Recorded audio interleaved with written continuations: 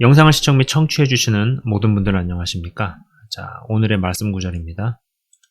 자, 오늘 서평이긴 한데 그래도 말씀을 제가 읽고 말씀에 대한 이야기와 경험을 먼저 이야기를 하겠습니다. 그 이유가 있습니다. 자, 아무튼 오늘 말씀 구절 사도행전 12장 9절에서 11절입니다. 여러분 사도행전 12장 9절에서 11절 제가 읽겠습니다.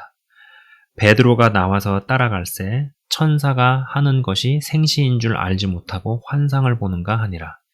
이에 첫째와 둘째 파수를 지나 시내로 통한 쇠문에 이르니 문이 저절로 열리는지라. 나와서 한 거리를 지나매 천사가 곧 떠나니라. 이에 베드로가 정신이 들어 내가 이제야 참으로 주께서 그의 천사를 보내어 나를 헤롯의 손과 유대 백성의 모든 기대에서 벗어나게 하신 줄 알겠노라 하여. 자,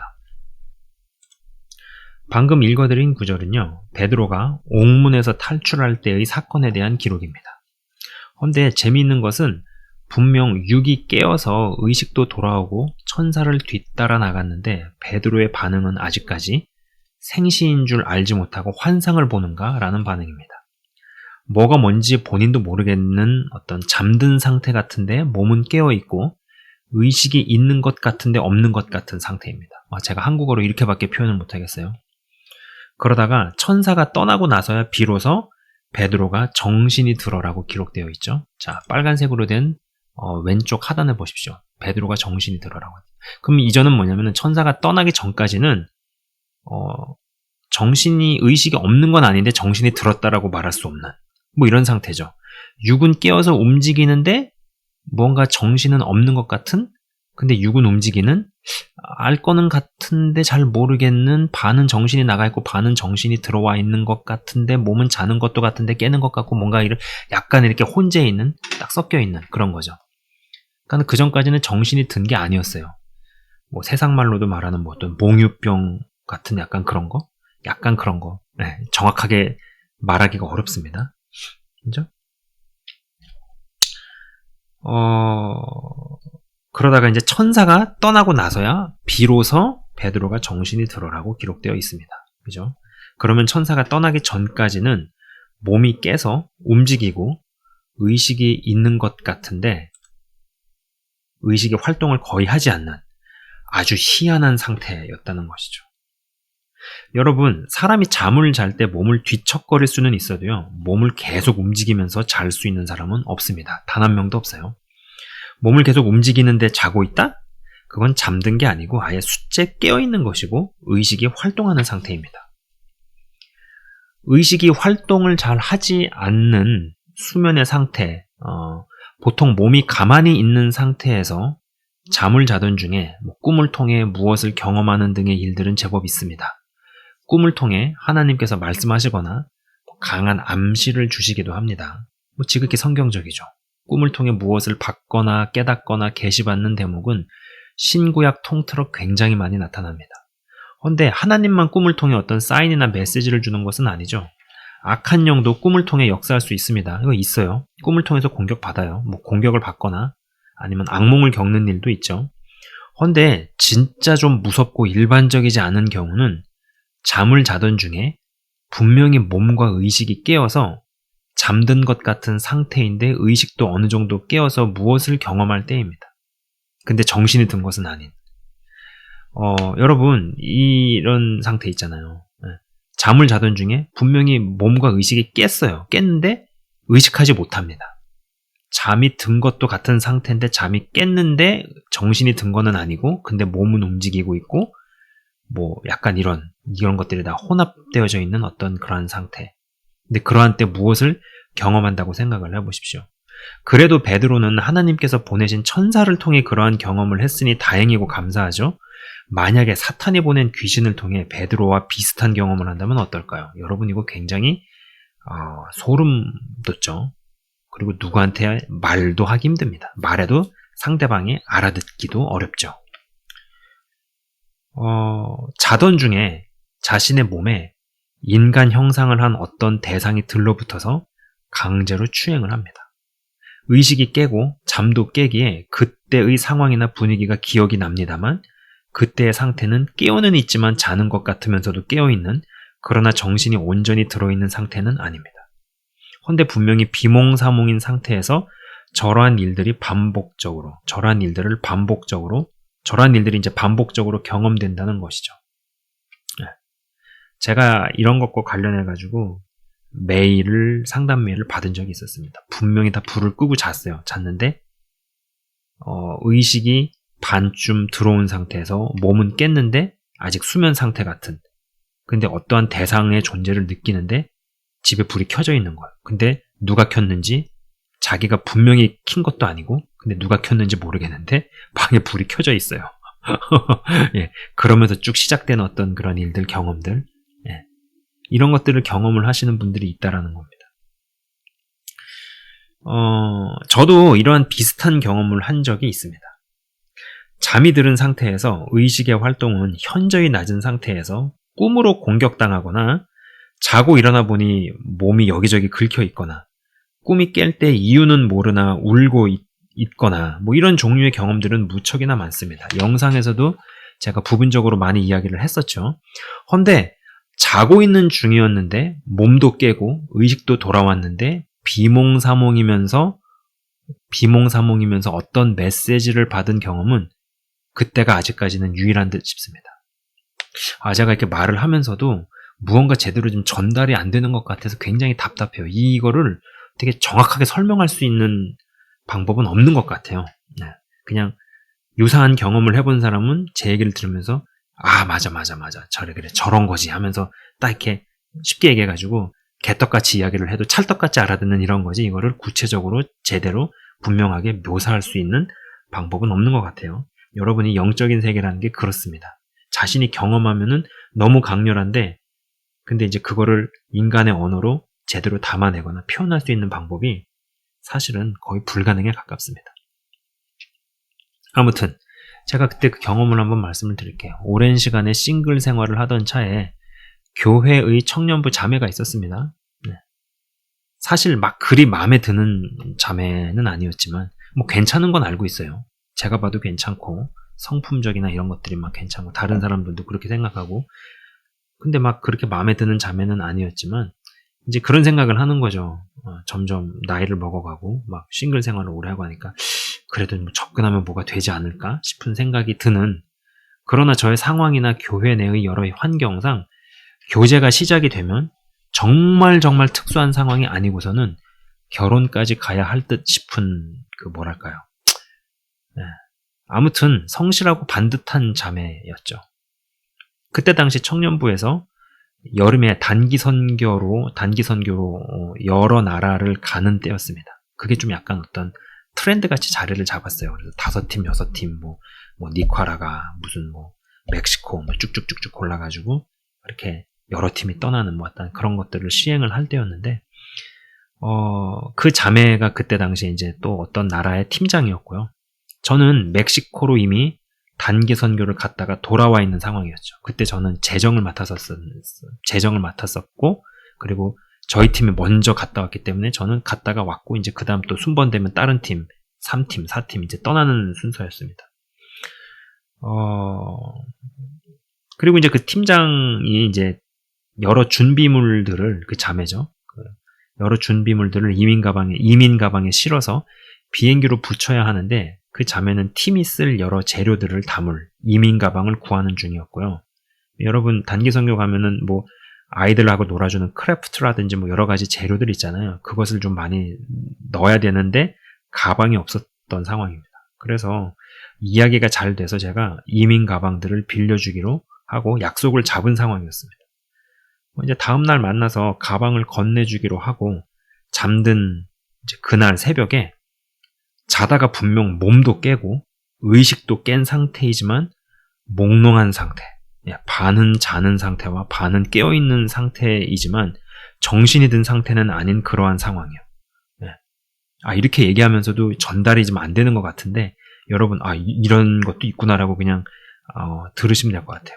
그러한 상황에서요, 그 자매에게 이야기를 해보라는 것을 받은 거죠. 그러니까 이야기라는 것은 그냥 가방 건네주고 일상적인 얘기가 아니라 이제 교제를 하고 이제 그런 하는 이런 이야기를 하라는 거였습니다. 아직도 제가 기억이 납니다.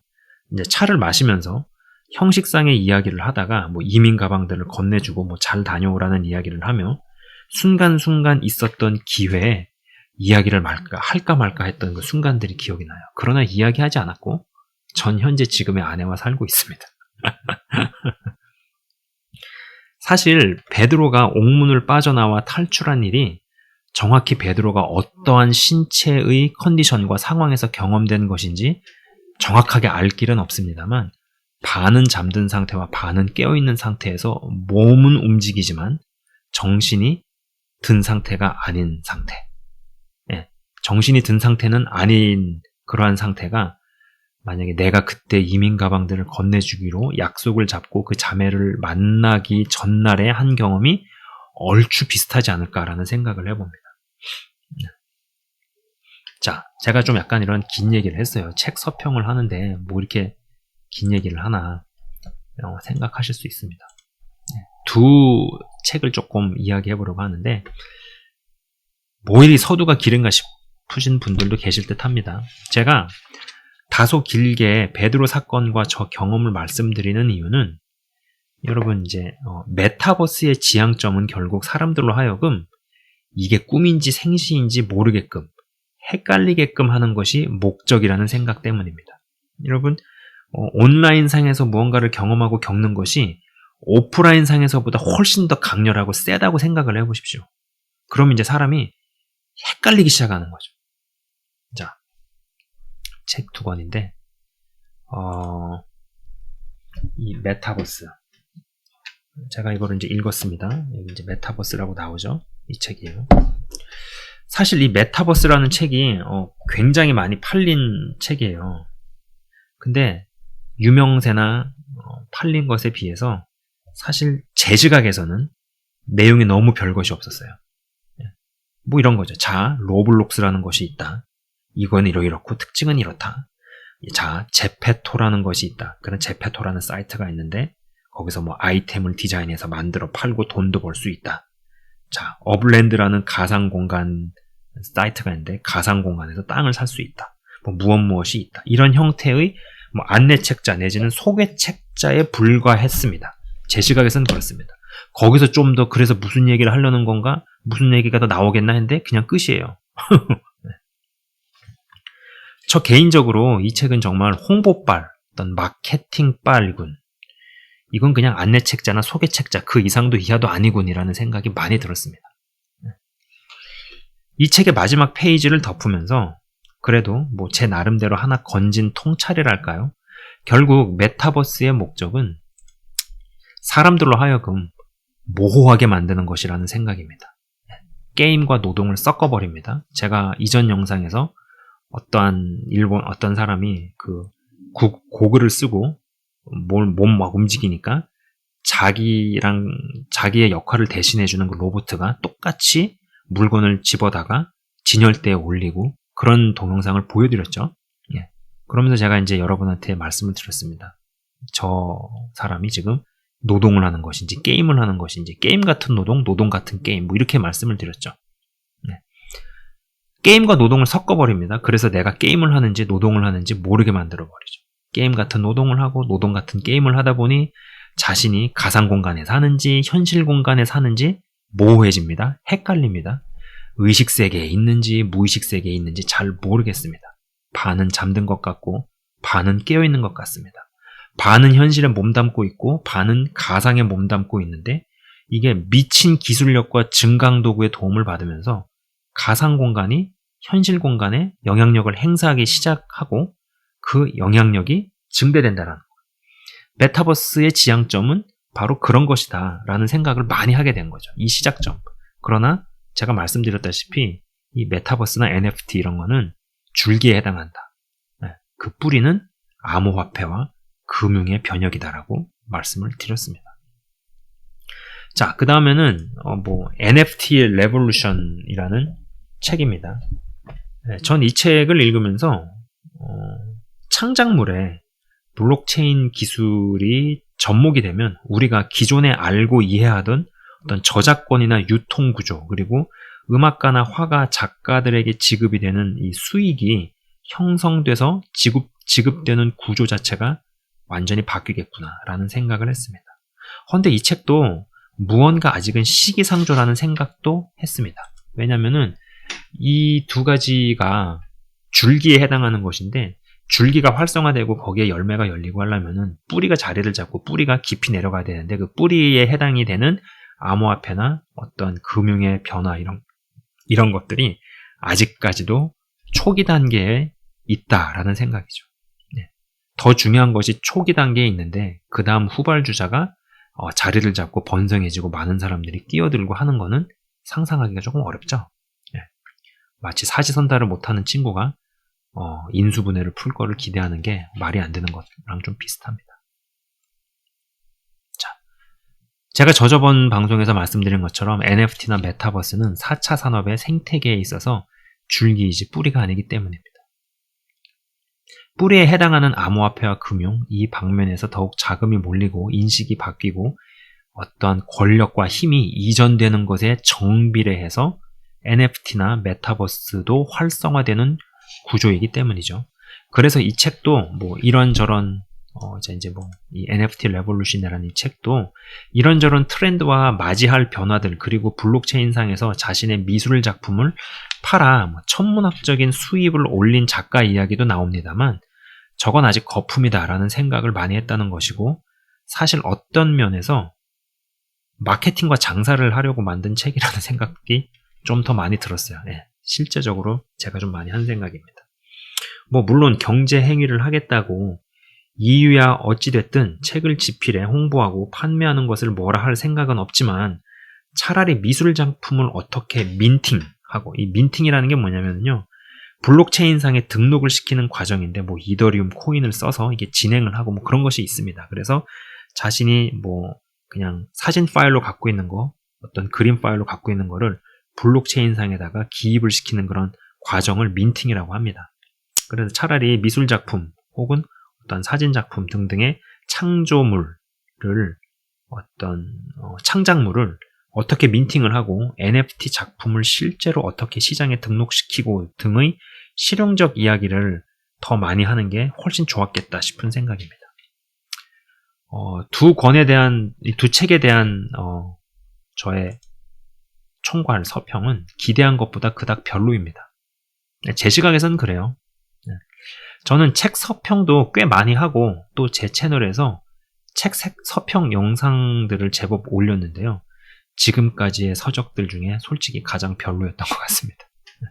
생각보다 건진 내용이 없었던 것 같아요. 그냥 안내 수준, 이러이러한 것이 있다, 이렇게 된다, 뭐 그냥 뭐 그 정도 이야기, 그 이상도 이하도 아닌 그랬던 것 같아요.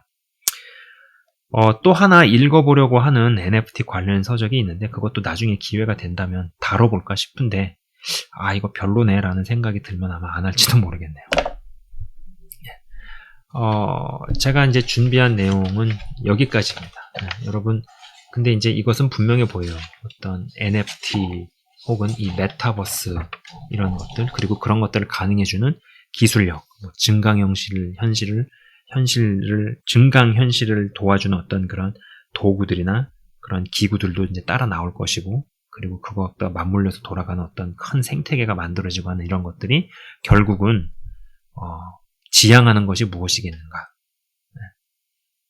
대대적으로 전 지구에 있는 사람들을 미혹을 하는 어떤 그런 구조로 가는 것들이 막 이제 태동을 하고 있구나, 뭐 이런 생각을 해본다라는 것이죠. 그래서 여러분, 이런 시대의 흐름을 어느 정도는 타지만, 그러나 우리가 휩쓸려 나가지는 않아야겠다라는 생각입니다. 어쩌면은 이런 것이 아까 이제 처음에 제가 말씀드린 베드로 이야기나 이런 것들은 영적 체험이잖아요. 근데 그러한 영적 체험도 메타버스 기술이나 이런 걸로 아주 실사에 가깝게 카피를 뜨고 그런 것들을 가능하게 만든다면은 이거는 좀 굉장히 무섭다라는 생각을 하게 되죠. 근데 그 메타버스가 결국은 그것을 지향하고 있다라는 생각을 하게 된다는 겁니다. 자, 잠깐 기도하고 마치도록 하겠습니다. 하나님 아버지 감사합니다. 세상은 내가 원하든 원하지 않든 변화해 나갑니다. 진보해 나갑니다. 그리고 계속적으로 좋아질 거라고 이야기합니다. 그러나 성경은 시작이 있으면 끝이 있다라고 이야기를 합니다. 이 종말을 향해서, 끝을 향해서 달려가고 있고, 하나님의 말씀은 성취를 향해 달려가고 있는 가운데서 점점 이러한 시대가 열리고 기술이 등장을 하고 흘러가는 것을 보면서 우리가 시대에 편승하는 것 같지만 시대에 휩쓸리지 아니하고 자기 중심을 지키며 정말로 고도로 정밀하게 촘촘하게 준비되어지고 세워지는 하나님의 사람으로 변모시켜 주시옵소서. 아버지 깨닫게 하시고 지혜를 주시고 그리고 능력을 주셔서 정말로 이 시대를 감당해낼 수 있는 믿음의 군사들, 용병들, 신부들 등장케 하여 주시옵소서. 하나님 아버지 감사합니다. 주님 감사합니다. 영상을 시청 및 청취하시는 한 분 한 분을 주의 이름으로 축복하며 기도합니다. 예수 그리스도 이름으로 기도드리옵나이다. 아멘. 지금까지 시청 및 청취해 주셔서 대단히 감사합니다.